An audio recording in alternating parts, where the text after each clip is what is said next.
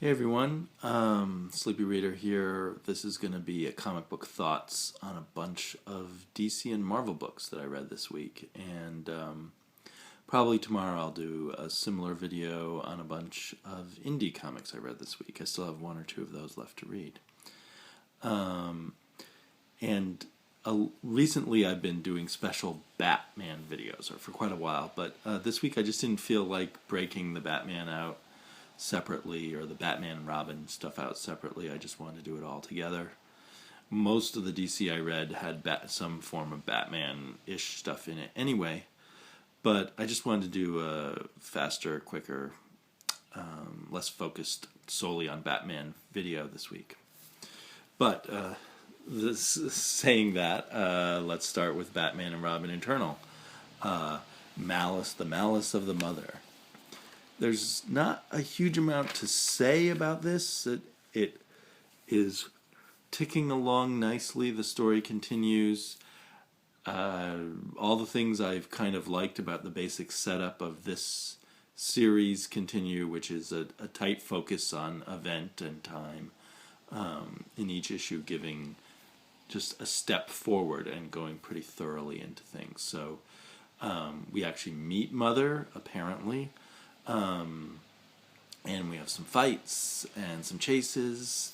The art is a little more hasty looking than last week's, although I think one of the pencilers is the same. There's two pencilers.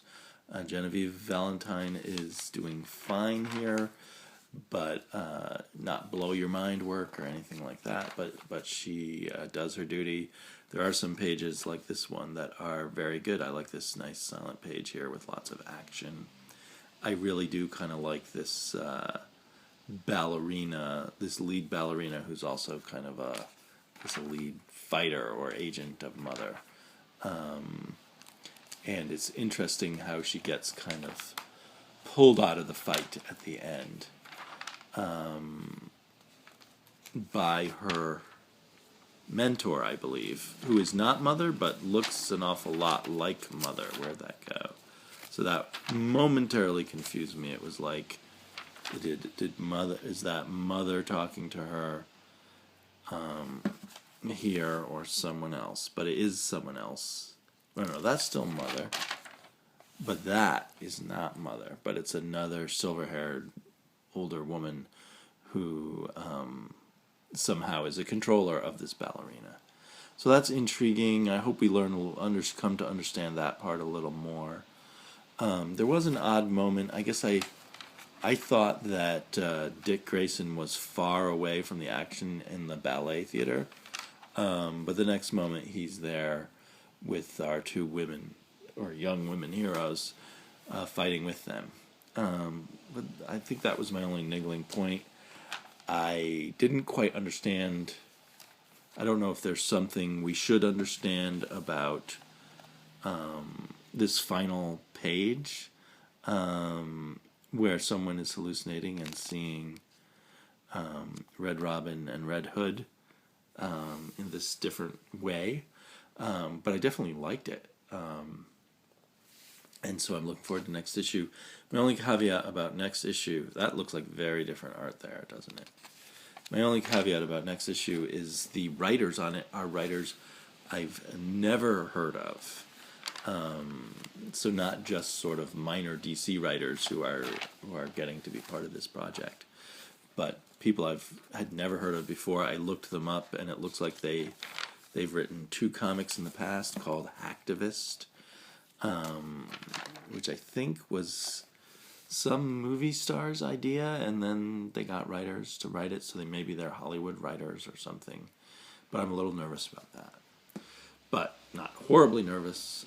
So this continues to be kind of a steady 3.5, 4-star kind of book for me within kind of the Batman, judged against other Batman books, you might say. The 5-star book, especially because of its 5-star art, is Robin, Son of Batman. Each issue seems to blow me away more with Patrick Gleason's artwork, which is amazing when you consider that He's doing this on a monthly basis. It's 2 pages more a month than he used to do when he wasn't also the writer. So clearly he's pouring his blood into this. He's putting his all into it, and you really can appreciate a comic book where you get that sense. So there's so many amazing pages. It also has amazing colors by I think John Kalish or someone Kalish. Where's the credits? Well, the colorists should not be left out because they work incredibly well together. I guess maybe the credits might be at the very end. There's a lot of moving stuff, and there's the credits, like on page 6 or 7. Apparently the color, yes, is Don Callis. I don't know how you'd say that. But anyway, he's a wonderful colorist. Perfect match for Patrick Gleason. One would think they should always work together. And I think they have worked together a lot. So, along with the beautiful art, and we get a lot of moments of forgiveness or giving people second chances, and kind of a wrapping up, at least for now, of the nobody plot. It happened. So my only criticism of this book is all of these things happened a bit faster than I would have expected an issue or two ago. It was done very smoothly and felt fairly natural. Look how beautiful that is. But at the end, we're reminded, next issue, Robin War. And so especially since this was supposed to be the Year of Atonement, and now it wraps up in 6 issues, half a year. Was this Patrick Gleason's plan all along, or was he told after a few issues, oh, you've got to stop everything and bring Robin back to Gotham for the Robin War? And is that why everything has wrapped up in this issue? I almost feel like I could stop, except that I'm addicted to the beautiful art. I could stop reading Robin right here and had a good wild ride, and now it's over. Just in terms of the pacing, though, it does seem like a lot was wrapped up in one issue. But anyway, if this is kind of the event-itis where events constantly interrupt things, Gleason did a much better job than most writers ever do in making it work and feel organic and not feel rushed. Luckily, Justice League 3001 is not involved in any events so far. Cross my fingers, since they're separated by 1,000 years from the events, or roughly 1,000 years from the events of the regular DC universe, and it may not be taking place in the regular DC universe. Anyway, this was a fine issue. Continues to be funny and rich and interesting. We added a new character of Harley Quinn, but we're very quickly told who she really is, and then she is removed from the picture very quickly. So they could have sold a few thousand more copies if they put Harley Quinn on the cover, but they chose not to. I thought that was surprising, especially with the reveal of Harley Quinn at the end of last issue. The big star of this issue is this girl who has supposedly a great, etc. granddaughter of Bruce Wayne, who is using a Batman robot to clean up crime on the prison planet of Galton Gathos, or whatever it's called. Then we have these Silver Surfer-looking dudes coming out and having a big fight with everybody, and that's well done, and it meshes well with kind of the humor of everything that's been set up. So it's just another solid Justice League 3001. For the moment, though, the evil Lois Lane has completely disappeared from the picture, so I remain a bit frustrated about them not advancing that plot line much. But it's a very enjoyable issue. This is a fill-in artist whose art style is slightly more basic than what we've been used to on this comic. But I thought she was very good. Colleen Doran, who I don't even recognize her style from the old days when she did A Distant Soil. and I think she's done a number of other pretty famous olden day indie comics. So it's interesting that she's working for DC now. Don't know what that means, but she did an excellent job, and I wouldn't mind at all if she became the regular scripter on this. So yeah, if you're not reading Justice League 3001, but it sounds interesting, it definitely is interesting. It's a fun book. Lots of Batman in it. And I hope they also follow up with this idea that Batman wants to take this great granddaughter under his wing, kind of a new Robin, which brings out something more interesting in this future Batman.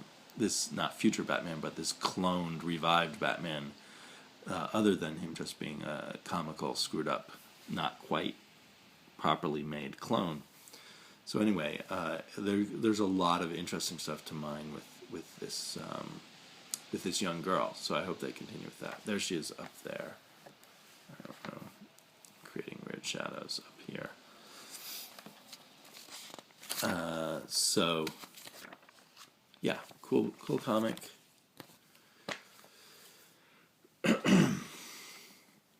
Okay, Grayson not only suffered its superstar artist taking a break, and we haven't seen Mikel Janin take many breaks. The art was okay, but also this issue seemed to be revealing a lot to us, but it was sort of too much to digest at once. I heard the awesome Joshua Hayes mention that there's some deep connections here to the work of Grant Morrison on Batman. Yeah, I recognize Leviathan, but I don't remember everything about the ins and outs of Leviathan. And I think I recognize the name Dr. Daedalus, but I can't remember what I know about Dr. Daedalus. So it was a pretty cool issue. Again, I wondered if it's crossover-itis, if War of the Robins is causing them to have to kind of rush their plot. It'll be hard to tell until the entire plot is revealed how well all of this really was done. So yeah, Grayson is still a good comic, but not as good as it was until maybe, issue 10, 11, 12, somewhere in there. There's been a bit of a Grayson interruptus.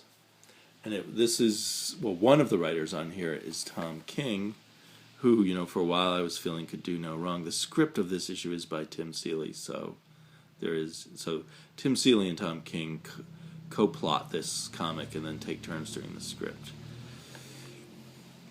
But my confidence in Tom King is fading a little bit because Omega Men number 6, while an excellent comic, felt like it was missing so much. It felt like there was an issue between issue number 5 and number 6 that we never got. And maybe it's a matter of King taking a big leap of faith and being even more avant-garde and expecting even more from his readers. But I kept feeling a little just, I followed the comic this far and I feel like a little something's missing. Maybe, read all together. Because I have read, when I've read 2 issues in a row of this book before, it really sizzled. Maybe if I read all the issues together, maybe that month between these issues has made it harder to make the connections he wants, or did they actually skip some material? What did this, this comic was canceled, it was going to end on issue 7, and then it was brought back and they said it was going to end on issue 12. Was this issue put together the way it is right now because they thought it was going to end in one more issue? And now will that kind of screw up a bit of the kind of artful shape of this comic? I don't know. Totally conjecture. It was beautiful to look at, great artwork. Still a very intense story, but it just felt like there was stuff missing. So we'll see. maybe it will all be redeemed in another issue or two. Okay, on to some Marvel. Let's look at the Marvel I didn't like quite so much. I have a 12-issue subscription to Black Knight, and this is kind of a haha joke on me. I heard that I always liked the idea of the character of the Black Knight going back, to his early days in the John Buscema Avengers. And, I love the sword and sorcery kind of thing anyway. And I heard that he was going to be in Weird World, and that sounded really cool. And then I thought that I heard the writer was going to be Frank Barbiere, who's the writer on the excellent, what's it called? Now I forgot the name of it. It was an Image book where a guy has the powers of 5 different fictional characters. An excellent book. Sorry, I can't remember the title right now. So I thought Frank Barbiere is going to be writing this Sword and Sorcery, Black Knight, and Weird World book, and what a perfect match that is. But it's not Frank Barbiere, it's Frank Thierry, or is his name even Frank? Did I even get that part? Yeah, Frank Thierry, rather than Frank Barbiere. So I put in a 12-issue subscription to it, because I thought I'll want this physically rather than waiting for the digital. So that was kind of a mistake, because this is kind of a weak issue. It's okay. The artist is good. The coloring does not help the artist much. And the artist perhaps gives us a very unheroic tone to things. So I like this artist, but I don't know if he's exactly right for the kind of superheroes crossed with sword and sorcery book that one might want. But I think I could get used to this artist. I wish the coloring, didn't have so much brown on brown and the like. There's a whole sort of side to certain Marvel comics where I really don't like the coloring. I feel like there's a few editors at Marvel that have a taste in coloring that I don't like, because I love so much coloring. And there's another Marvel book coming up with great coloring. But, so we have the Black Knight, who is the head of a small kingdom in Weird World, and stuff is going on, but not to a whole lot of meaning. But by the end of the book, it does build up a certain amount of momentum, so that I am kind of looking forward to the next book. I'm kind of passively on the ride here, because I will be getting 12 issues, if there are 12 issues. So we'll see. It's a little interesting that he's kind of haunted by the ghost of a past Black Knight.